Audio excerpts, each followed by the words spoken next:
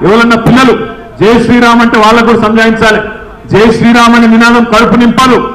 జై శ్రీరామ్ అనే నినాదం నీకు ఉద్యోగం ఇయ్యది. జై శ్రీరామ్.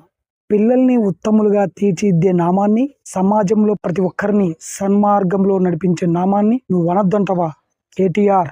ప్రతి ఒక్కరిలో ఉన్న అరిసెడ్ వర్గాలను ఆ సీతారాములు జయించాలి, ఆ అరిసెడ్ వర్గాలను రూపుమాపాలని జై శ్రీరామ్ ఉద్దేశం. అది తెలుసుకొని నువ్వు ముందు మాట్లాడు. హనుమ, నీవు ఇక్కడే చిరంజీవిగా ఉండు అని రాముల వారు అన్నప్పుడు హనుమ ఇలా అంటారు, స్వామి, రామాయణం ఉన్నంతకాలం, రామశబ్దం ఉన్నంతకాలం నేను ఈ భూమి మీదనే ఉంటాను. అటువంటిది జై శ్రీరామ్ అనొద్దని నీవు అన్నావు అంటే హనుమంతుల వారి చేతిలో నీకు మూడినట్టే. ముఖ్యంగా హనుమంతుల వారు దేనినైనా సహిస్తారు, కానీ రామనామం జోలికి, రాముల వారి జోలికి వస్తే సహించడు.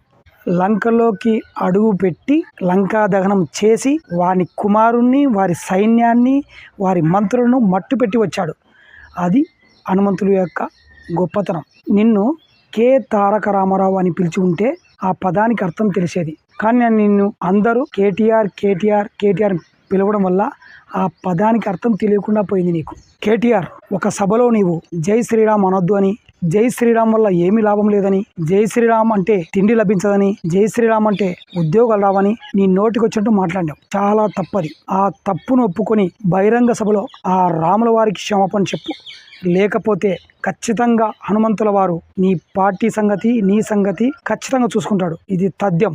రాముడు ఉన్నాడా అనే అనుమానం ఉందేమో, త్వరలో నీ అనుమానం పోతుంది. ఎలాగంటే నీ పార్టీ నామరూపాలు లేకుండా పోతుంది. నీకు పోయే కాలం వచ్చింది కాబట్టే నీ నోటి వెంట జై శ్రీరామ్ అనొద్దు అనే మాట వచ్చింది.